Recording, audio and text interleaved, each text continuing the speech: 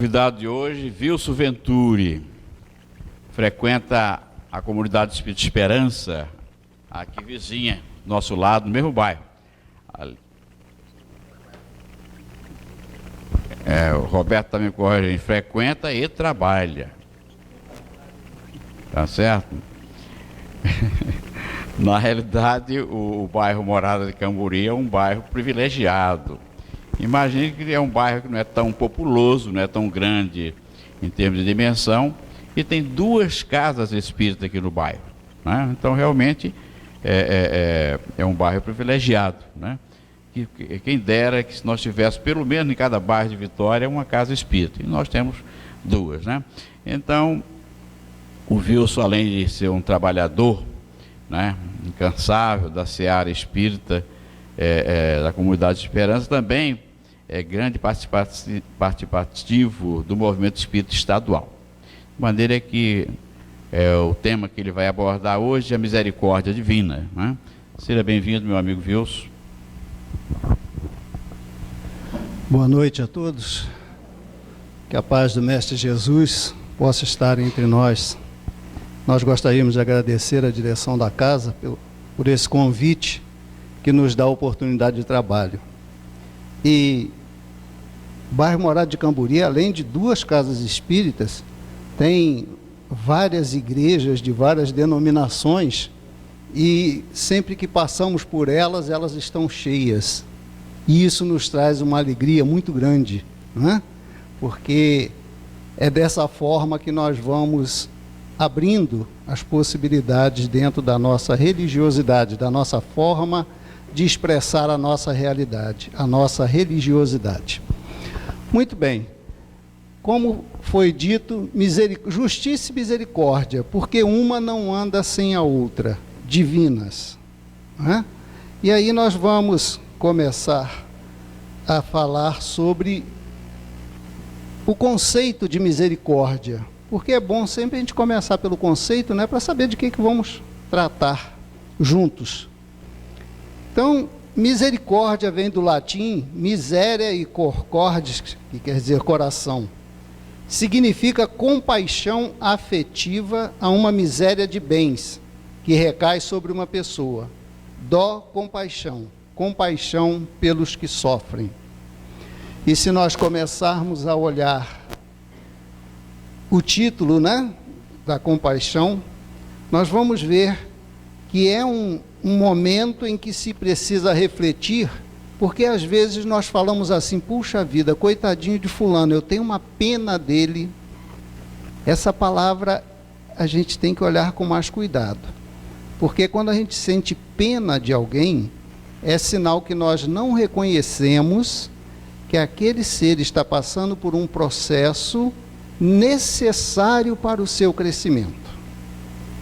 Então nós temos pena, é como se ele estivesse sendo injustiçado, ou então Deus deu uma cochilada e deixou que acontecesse aquilo com ele. Mas quando nós falamos compaixão, a coisa já toma uma outra vertente. Compaixão é eu sentir com o outro, mas com certeza sabendo que aquele processo é oriundo da justiça e da misericórdia do Pai. Então eu tenho compaixão, trabalho junto àquele companheiro, todo o possível que eu possa fazer para aliviar aquela dor, mas jamais vê-lo como um coitadinho, e sim como alguém que está tendo a oportunidade, através daquele momento, seja de extrema dificuldade, para se renovar.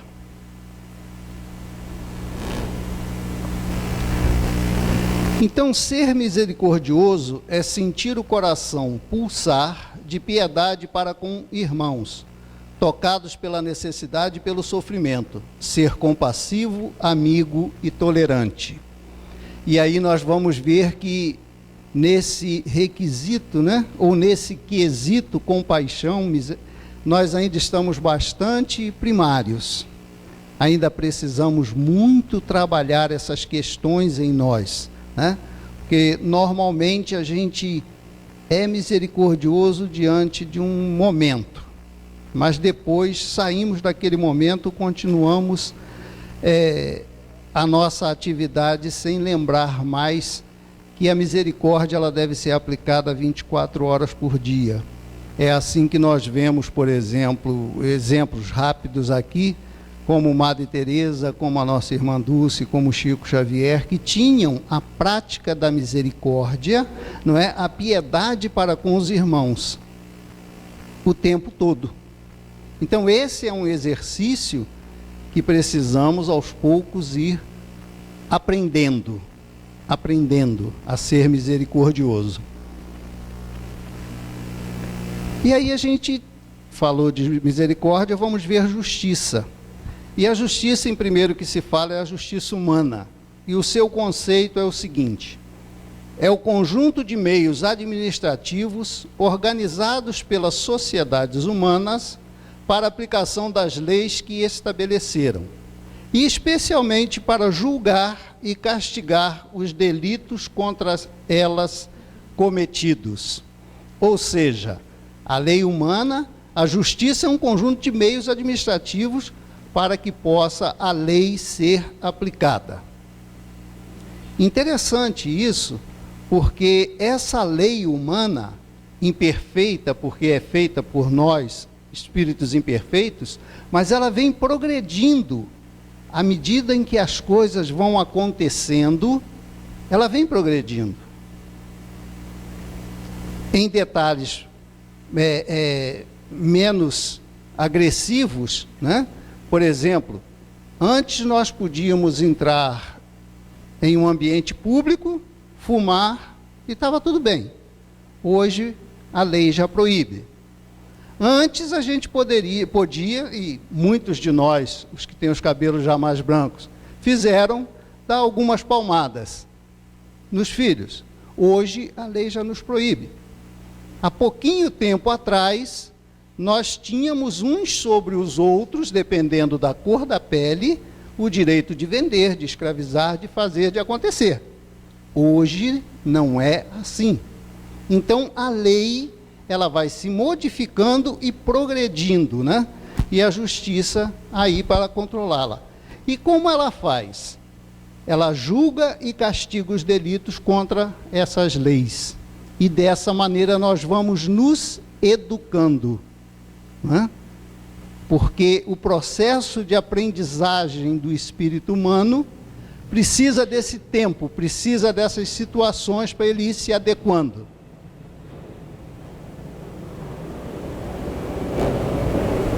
Eu lembro,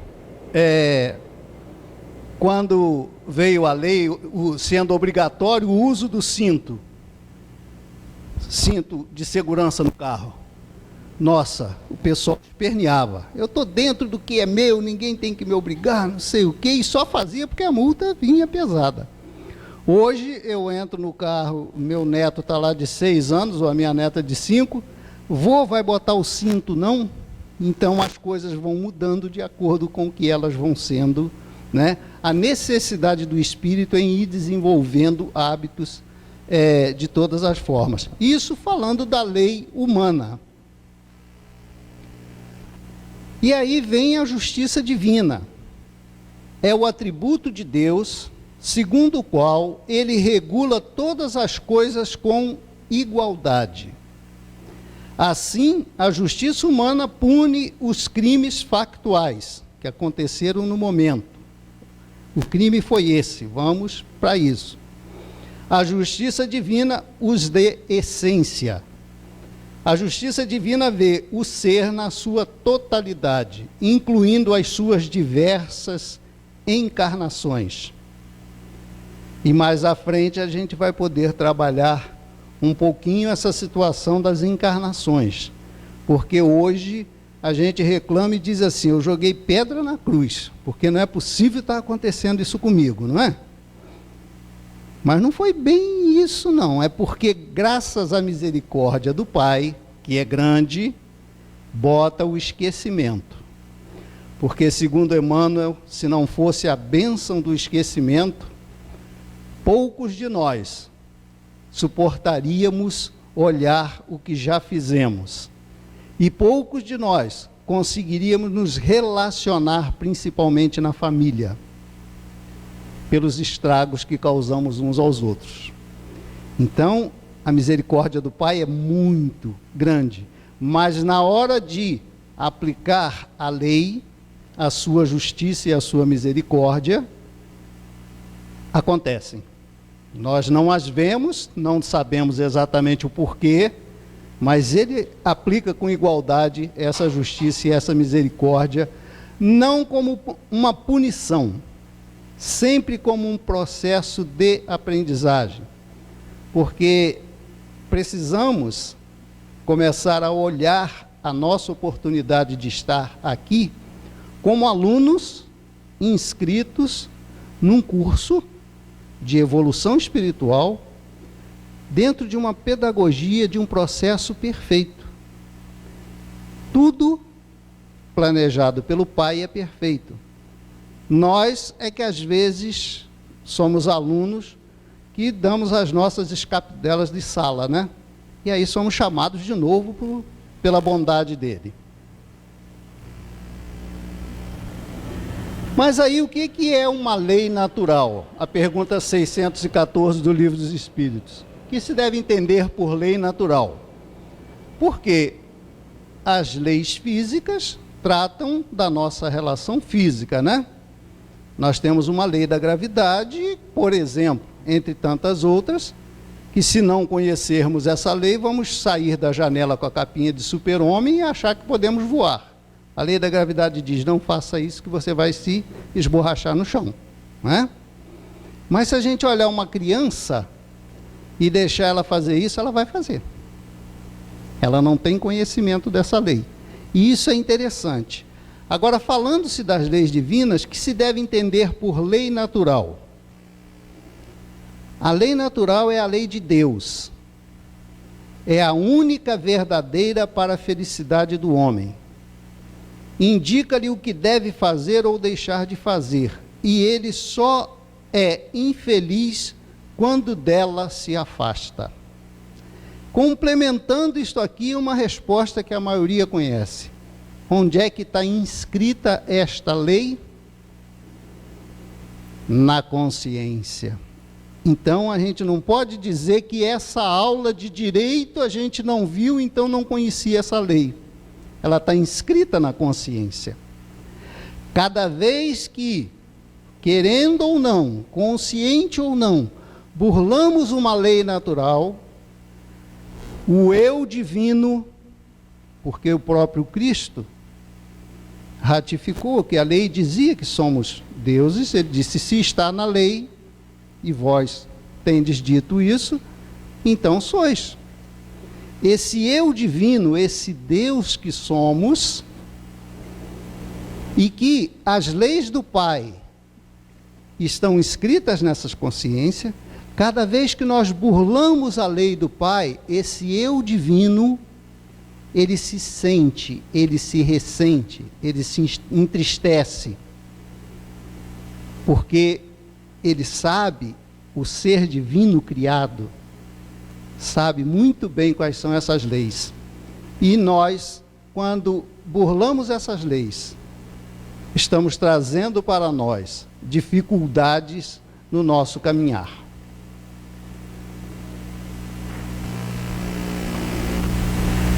E para não deixar dúvida, foi perguntado a Jesus qual o maior mandamento da lei, né?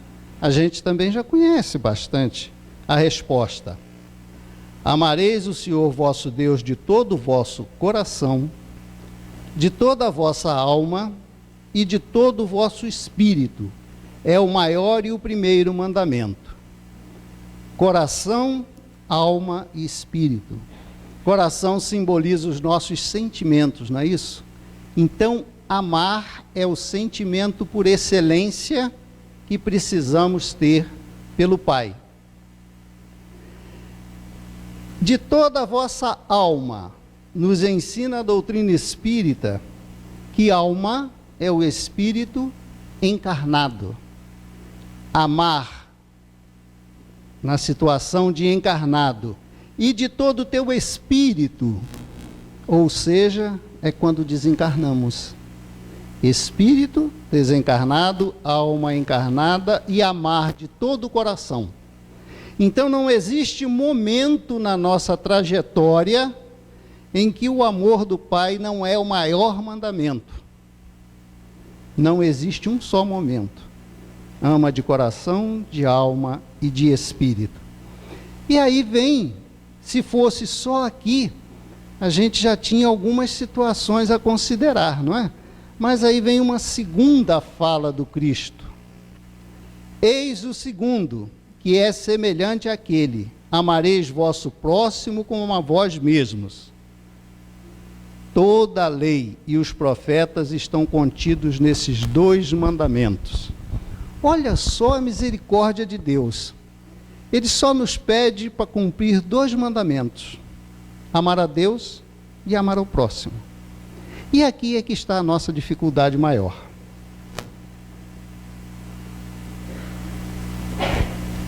Porque amar ao próximo como a vós mesmos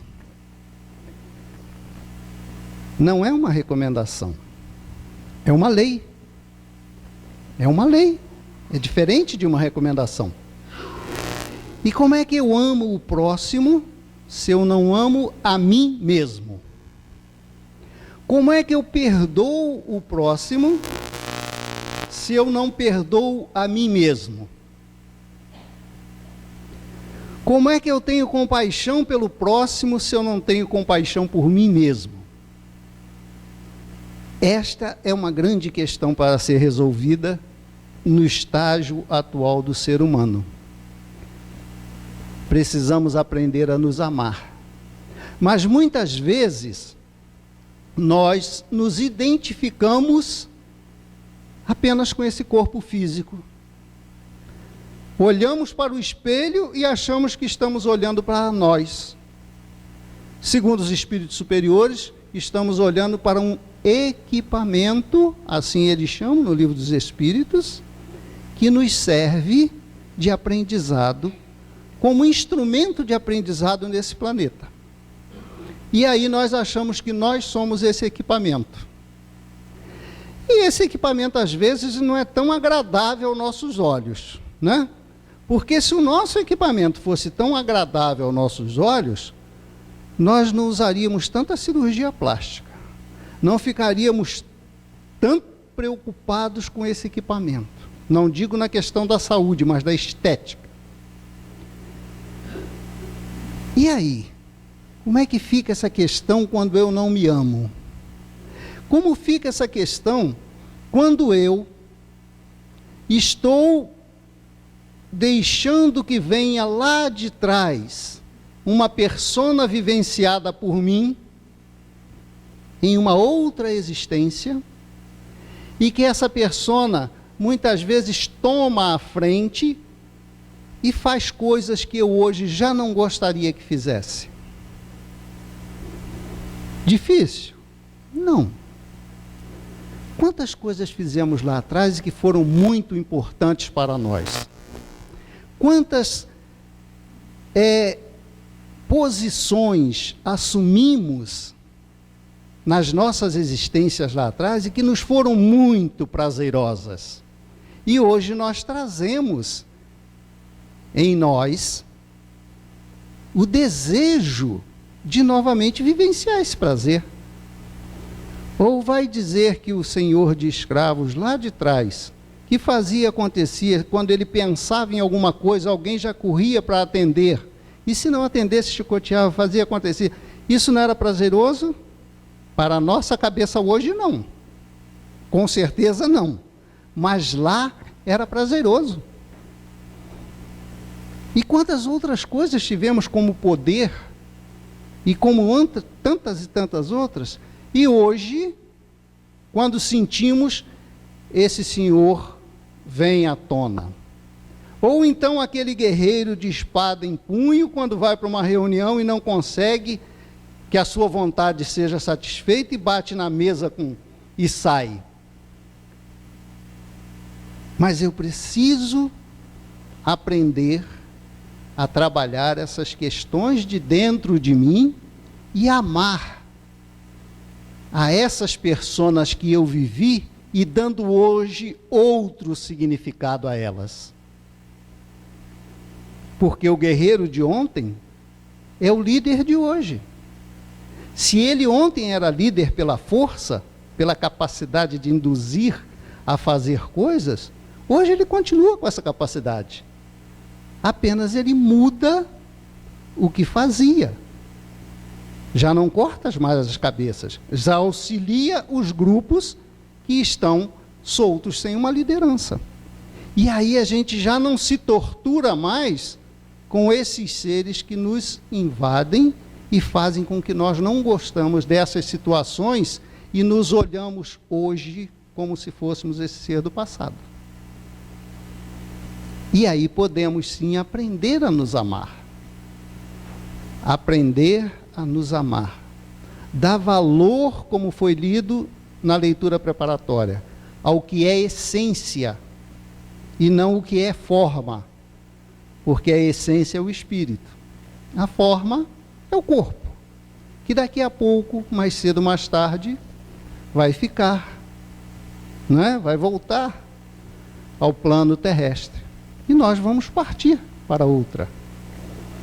Então, essas coisas, quando comentamos, falamos, durante as nossas falas, nas reuniões doutrinárias, nas palestras, é para que desperte esse movimento em nós de modificação. Mas uma modificação que é preciso nós olharmos uma outra questãozinha. Primeiro, que nós terceirizamos as nossas situações internas. Eu estou assim, estou fazendo porque o Vanberto, porque ela, porque o outro, não aguento mais chegar em tal lugar porque fulano. Mas na hora que o Vanberto, ela e o fulano se consertarem, aí eu estou bem. É assim que nós fazemos. Nós terceirizamos as nossas dificuldades. E é preciso que a gente comece a olhar para nós, sabendo que eu não consigo, por mais que eu tente modificar ninguém. A única pessoa que eu consigo modificar sou eu. Mais ninguém. Então, o Vanberto está fazendo isso, é o Vanberto. Eu estou sentindo da maneira que eu quero sentir. Eu sou o dono do que eu vou sentir do Vanberto. Além de terceirizar, nós temos uma outra situação que é preciso que a gente olhe com muito cuidado. Nós negamos. Nós negamos. Não aceitamos que ainda temos determinadas dificuldades que nos são muito fortes. E quando eu nego alguma coisa, está resolvido. Está embaixo do tapete, né? Um dia esse tapete vai ter que ser limpo. Mas está resolvido. A partir do momento que eu começo a me recolher, fazer uma reflexão exata como é o meu dia a dia, nas vivências que eu tenho na sociedade, na família, no trabalho, na igreja, onde for, e começo a me analisar, aí eu vou conseguir a ver o que os Espíritos nos chamam a atenção. Queres conhecer o teu passado? Observe as tuas tendências e trabalhe essas tendências. Naquilo que elas forem negativos, dê um outro significado. Porque é exatamente a razão de estarmos aqui. Observar as tendências e aquelas que não forem boas, não estiverem de acordo com o teu projeto de vida, que deve estar respaldado pelo Evangelho do Cristo, mudá-la. Dar uma outra forma, trabalhar.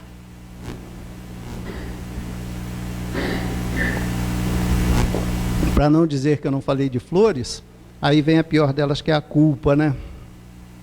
Oh, meu Deus, eu fui lá, falei para tanta pessoa lá no Tomé, e quando chegou na segunda-feira, lá fui eu e fiz a besteira.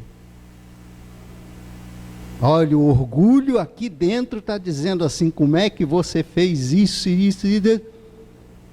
Eu esqueço Cristo quando ele diz para a mulher,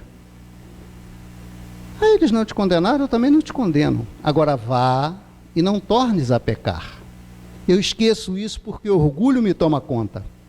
Eu esqueço que estou num planeta de provas e expiações que está no segundo lugarzinho da evolução dos planetas. Então, quem está aqui, desculpem, mas tem dificuldades enormes no processo evolutivo. Ainda somos crianças aprendendo. E aí o orgulho nos faz achar que já somos perfeitos. Quando erramos, começamos a encher o coração e a cabeça de culpa. Espera aí, gente. Vai e não tornes a pecar. Porque a culpa nos paralisa. Se eu me prendo na culpa porque amanhã fiz uma besteira, na próxima vez que me derem essa oportunidade de trabalho de vir aqui, não vou, sei lá, e fico assim. Então, culpa é alguma coisa que nos subordina infinitamente ao orgulho. Quando ela estiver passando por perto, fala assim, espera aí, eu estou matriculado numa escolinha, estou, como todos aqui, aprendendo, e o processo de aprendizagem é erro e acerto. E o erro deve ser baseado naquilo que o mestre nos disse, vá e não tornes a pecar. Senão não aprendemos. E aí, eis todas essas coisas que nós precisamos pensar para nós, porque aí o amar o nosso semelhante como a nós mesmos sai automaticamente. É um processo de que eu não vivo esses conflitos dentro de mim, então eu não consigo ver esses conflitos no outro. E se eu não vejo esses conflitos no outro, eu não tenho por que não me relacionar bem com ele. É um processo. À medida que eu me amo, que eu me perdoo, que eu me compreendo, eu passo a amar, perdoar e compreender o outro. E aí a gente olha as instituições de família, que é bem dentro de casa, né? Aquele cadinho aonde o pai nos coloca, né? Muitas vezes, para nos reconciliarmos com aqueles que lá atrás tivemos divergências sérias, e aí não conseguimos compreender.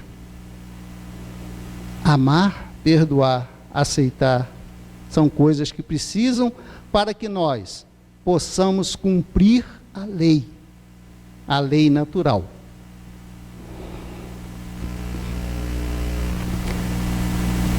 Na questão dos Espíritos, número 13, Livro dos Espíritos, quando dizemos que Deus é eterno, infinito, imutável, imaterial, único, todo-poderoso, soberanamente justo e bom, não temos uma ideia completa de seus atributos? Uma pergunta.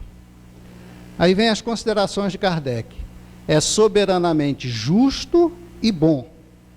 A sabedoria providencial das leis divinas se revela nas menores como nas maiores coisas.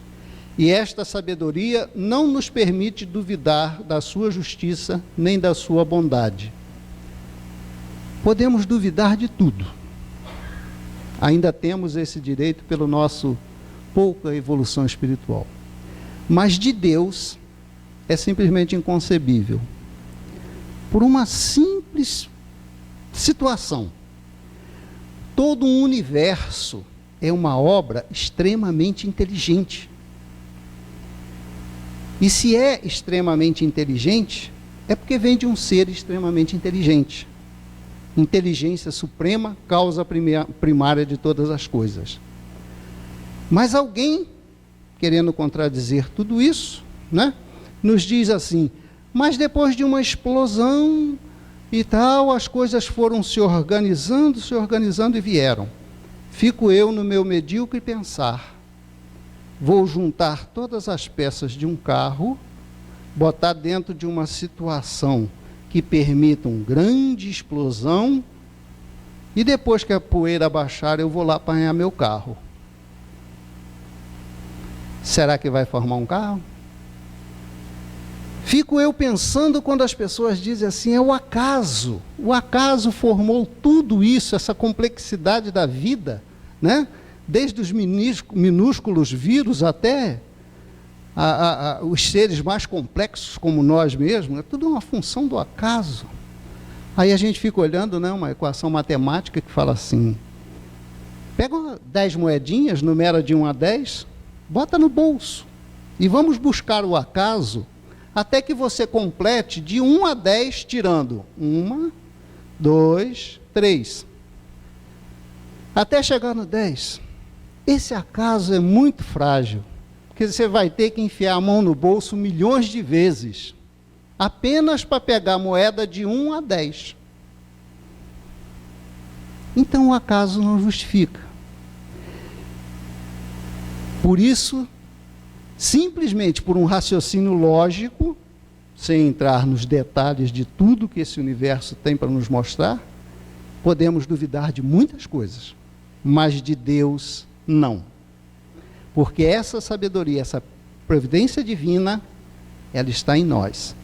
Mas o que aconteceu na nossa relação com a divindade é que nós viemos tendo esse Pai que o Cristo nos trouxe como de bondade, de amor, de misericórdia, como sendo alguém muito parcial, muito duro, vingativo, com preferência para quem dava presentinho para ele.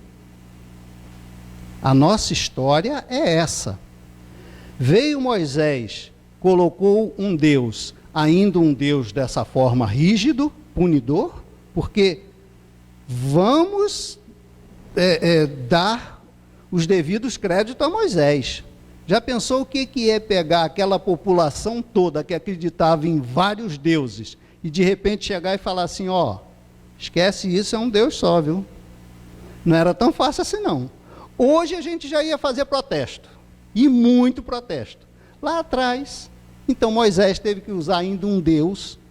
Se não fizer isso, Deus vai fazer aquilo.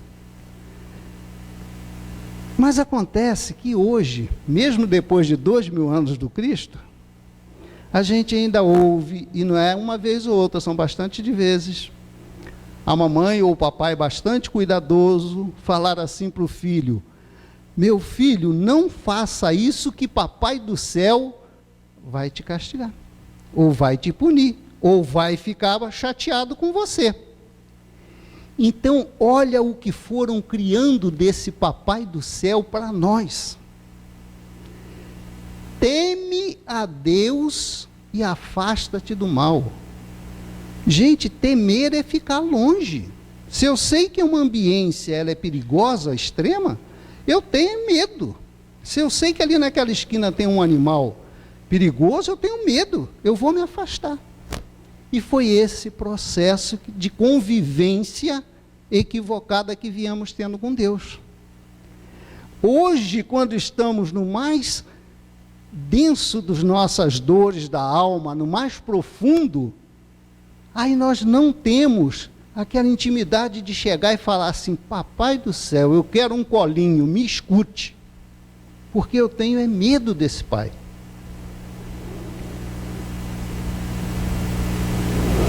Essa ainda é uma questão que a gente precisa resolver. Ela não está resolvida. Amar a Deus sobre todas as coisas, de coração, de alma e de espírito.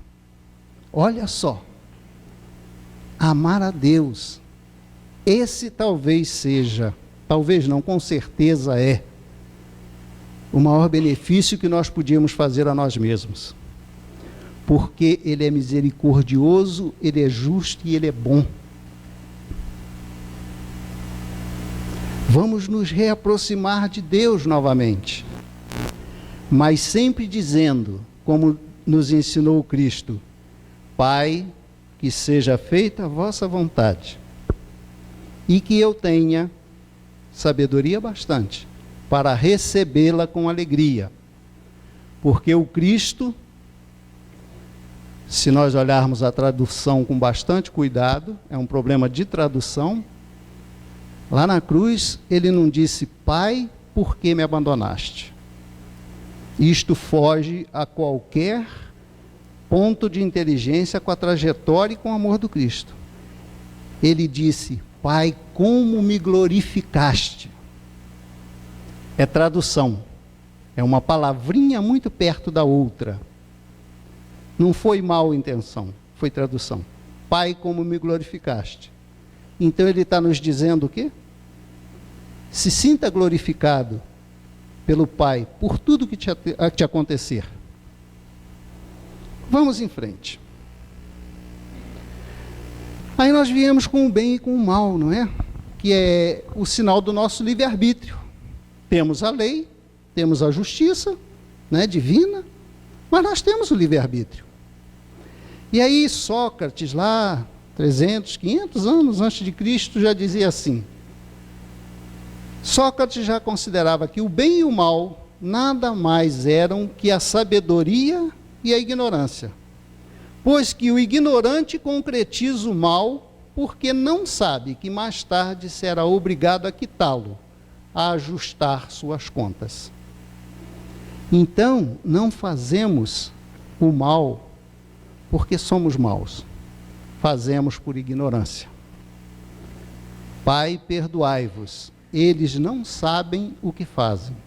E até hoje nós ainda estamos fazendo muitas coisas, graças ao Pai, bem menos dolorosas, mas ainda não sabemos o que fazemos. Não porque somos maus. Deus, infinita bondade, infinito amor, jamais criará alguma coisa mal.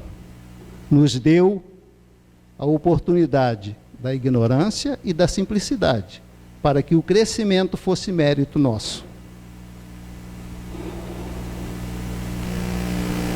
E lá em Pedro, na sua carta universal, já profetizava, tende caridade para com os outros, porque a caridade cobrirá a multidão de pecados, o bem e o mal. E aí vem a lei de causa e efeito, que ela precisa ser olhada com muito carinho, porque ela integra essa justiça e essa misericórdia do Pai. A lei de causa e efeito é complemento necessário à justiça e à misericórdia. Por ela, o homem vai se depurando, evoluindo, corrigindo os erros, até conseguir, mercê de seu próprio esforço, alcançar a perfeição e a consequente felicidade.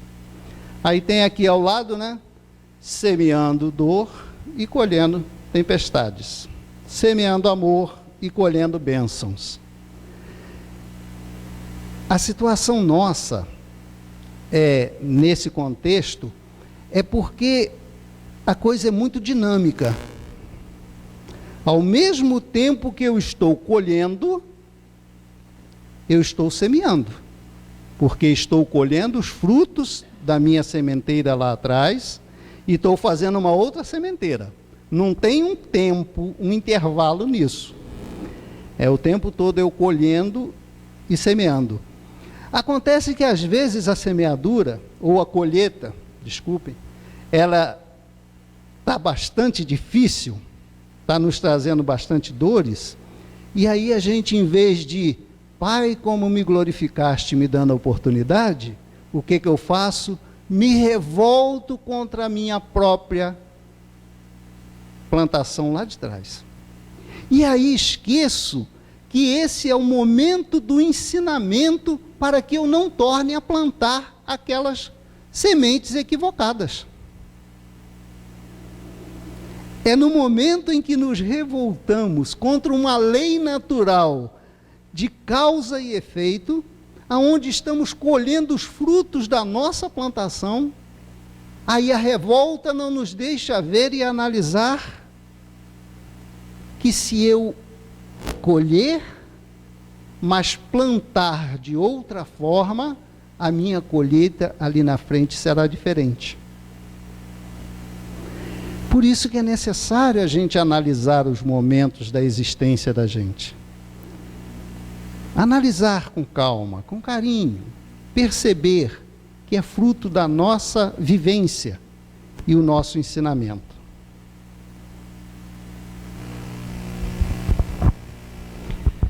O Evangelho segundo o Espiritismo, capítulo 8, e se a tua mão direita te serve de escândalo, corta e lança fora de ti, porque melhor te é que se perca um dos teus membros do que todo o teu corpo ir para o inferno. Está em Mateus 8, 29 e 30.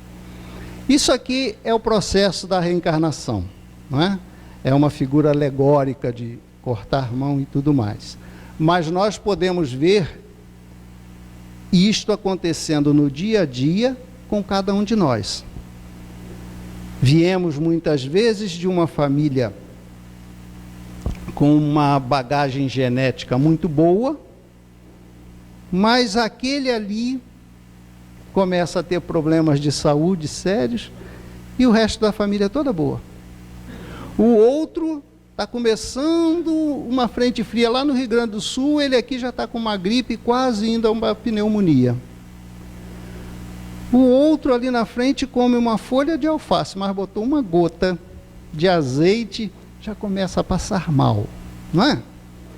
Então, são exatamente essas coisas do cortar a mão e jogar, é porque lá atrás machucamos esse corpo. E esse corpo deixou marcas no corpo perispiritual, que é o modelo organizador biológico. Então, quando eu vou reproduzir um novo corpo, esse modelo organizador biológico, que está com as marcas daquilo que fiz hoje, vai reproduzir naquele corpo novo as suas sensibilidades, as suas dificuldades. Ele está ligado molécula a molécula. Então, ele determina desde o conteúdo de dentro da célula até todo o corpo. Nós reproduzimos nós mesmos. Mas, aí vem a misericórdia do Pai. Emmanuel, no livro Perante Jesus, nos fala: toda vez que a justiça divina nos procura no endereço exato para a execução da sentença que determinamos a nós próprios, segundo a lei de causa e efeito, se nos encontra a serviço do próximo, manda a justiça divina que seja suspensa a execução por tempo indeterminado. Procura sentir a essência do que está nisso aqui. Se eu preciso passar por uma dor para que eu aprenda a não mais agredir a mim ou ao próximo, mas nesse momento eu voluntariamente já estou socorrendo a dor do meu companheiro, por que eu teria que sentir a dor? Seria punitivo e não é educativo. Quando eu alivio a dor do meu semelhante, eu não preciso mais sentir aquela dor para aprender. A caridade cobre multidão de pecados. Então a justiça divina, quando nos encontra no processo de ajuda ao nosso semelhante, ela suspende a execução por tempo indeterminado. Isto aqui talvez seja alguma coisa que nos motive muito a buscar a necessidade do outro como corretivo para as nossas dores. Como corretivo para nossas dores. Amai-vos uns aos outros como eu vos amei. Amarás a Deus de todo o coração, toda a tua alma, todo o teu espírito, e ao próximo como a ti mesmo. Alivias a dor do outro, porque é a dor que tu não precisarás mais sentir. Emmanuel. Qual é o objetivo da reencarnação? É a questão 167 do Livro dos Espíritos. Expiação, melhoramento progressivo da humanidade. Sem isso, onde estaria a justiça?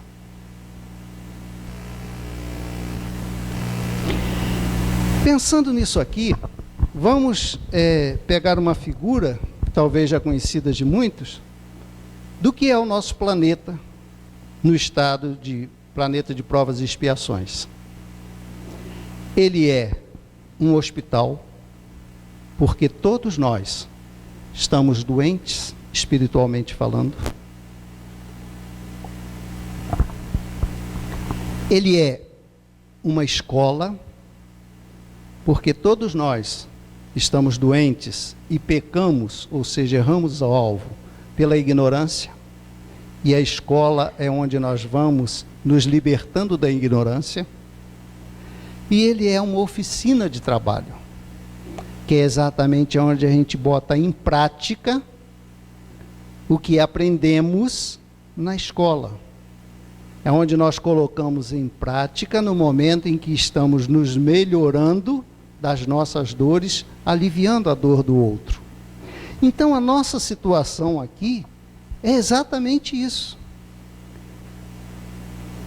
Somos doentes no hospital, alunos num ciclo bem inicial da evolução, na escola, e aprendendo nessa oficina de trabalho.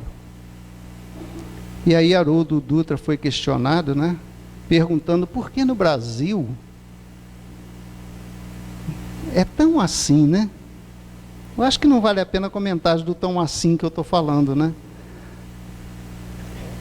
Aí Haroldo Dutra foi e disse, aquela pergunta, segundo ele falou, incomodou ele bastante tempo, ele não conseguiu uma resposta e tal, até que um dia veio o insight, né? A gente chama de insight o que o espírito chega e dá intuição, né? Mas a gente chama de insight, que é mais bonito, né? Intuição, assim, coisa de espírita, né? Insight é mais bonito. Aí Haroldo Dutra falou assim, mas está aí, agora chegou. É porque o Brasil é o hospital de Jesus. Então, tudo quanto é doente de qualquer espécie que precisa de uma recuperação, joga no Brasil. Olha nós aqui, né? Brasileiros, né? Oi. Pois é, gente, e aí a reencarnação é exatamente esse processo educativo. Quando olharmos a reencarnação como esse bendito e misericordioso processo educativo, nunca punitivo, nós começaremos a olhar com mais carinho a nós mesmos.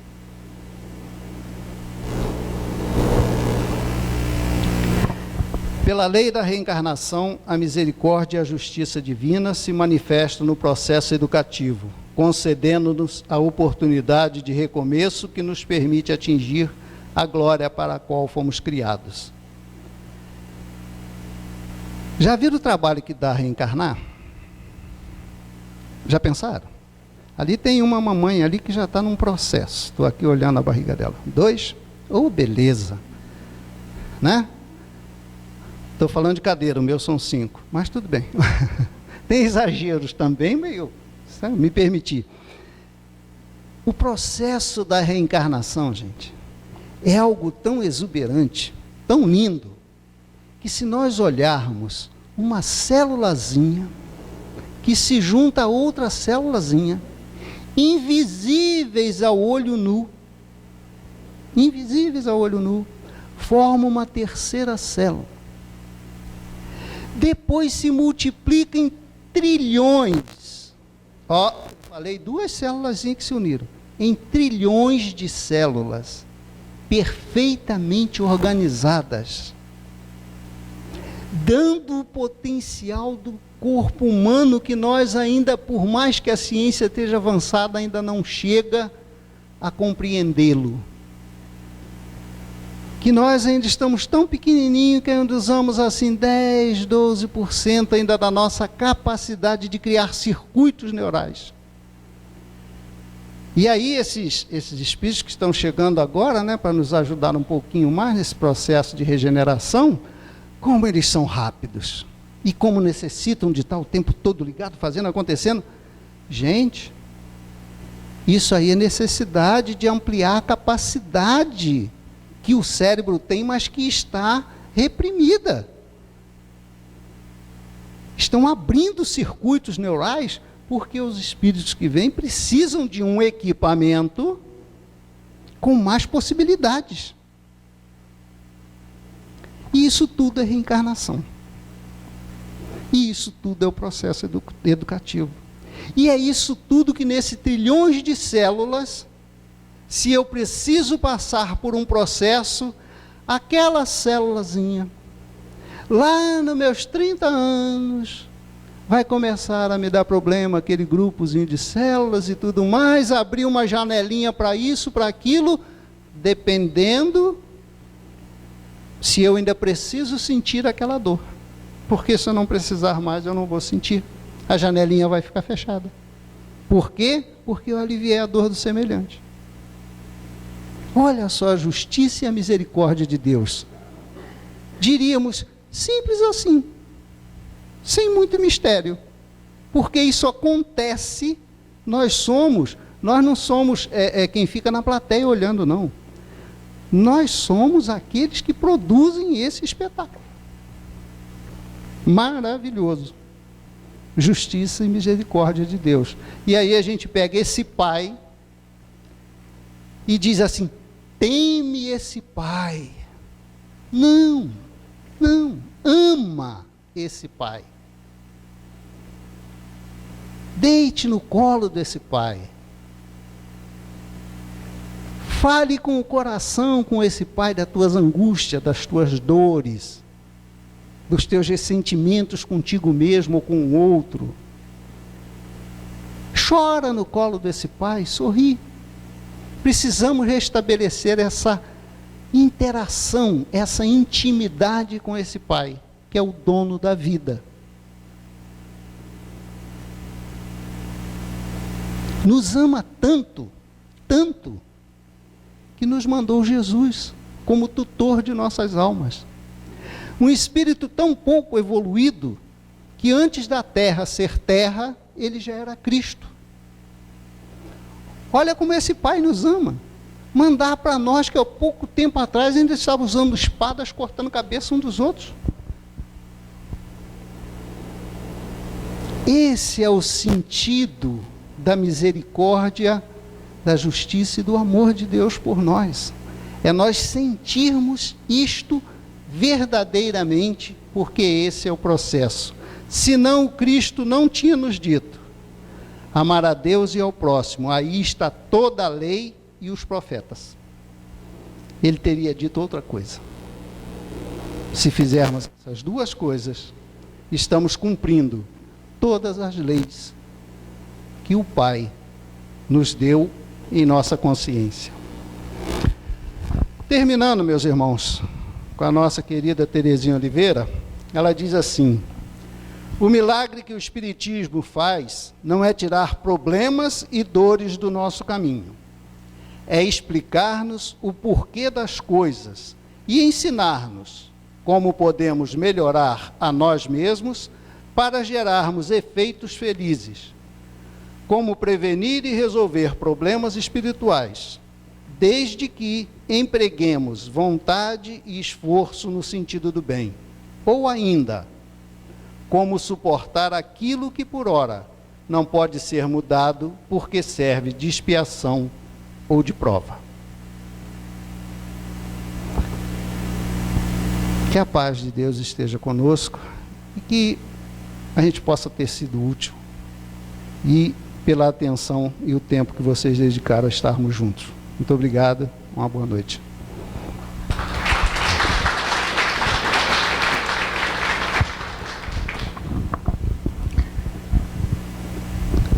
Tema muito bom para a nossa reflexão nesse início de ano, né?